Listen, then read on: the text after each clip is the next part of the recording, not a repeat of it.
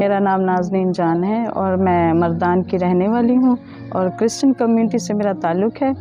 میں social worker ہوں اور اپنی کمیونٹی کے لیے خاص کر بہت کام کرتی ہوں، اور اپنی کمیونٹی کے علاوہ بھی جن کو ضرورت ہوتی ہے میں ان کے ساتھ اپنا شیئر کرتی ہوں اپنا کام۔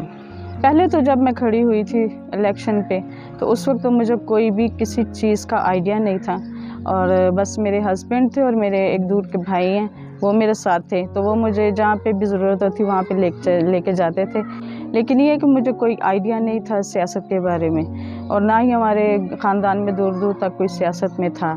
تو اس لیے مجھے بہت سی مشکلات کا سامنا کرنا پڑا۔ خاص کر میرے گھر والے ہر وقت میرے ہسبینڈ کو باتیں کرتے تھے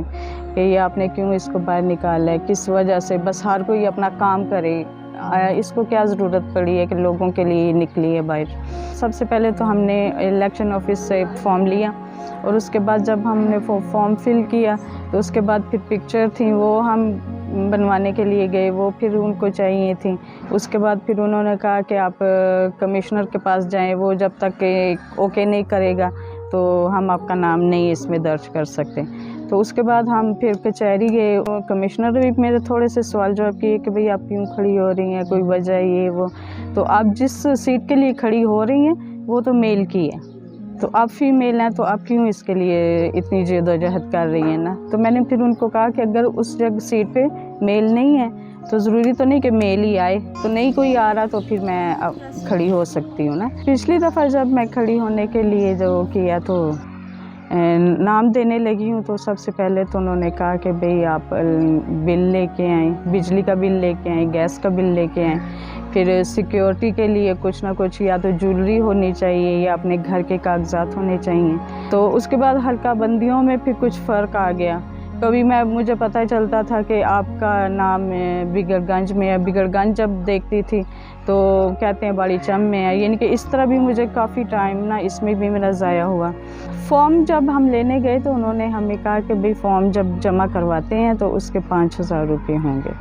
پچھلی دفعہ تو یہ پیسے بہت زیادہ تھے، اور کچھ میں نے پھر دیکھی اس آفس میں کہ کچھ عورتیں آتی تھیں تو وہ 5,000 سن کے ہی نہ واپس چلی جاتی تھیں۔ میرا نام فیاض نصر ہے، چورو معیار مردان سے میرا تعلق ہے، تحصیل ممبر ہوں۔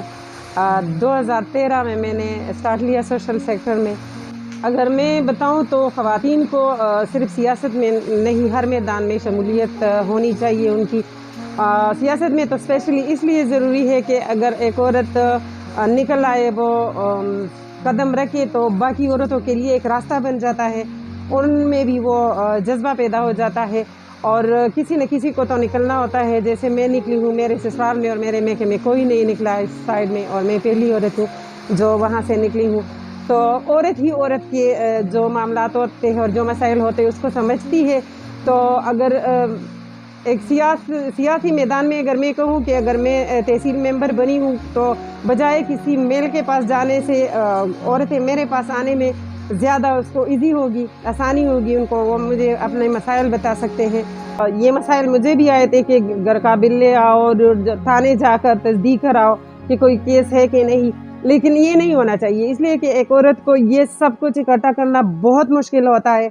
اور ان کے لیے ایک ہی سرٹیفکیٹ کافی ہوتی ہے کہ اگر وہ اپنے علاقے سے ویریفائی ہو جائے تو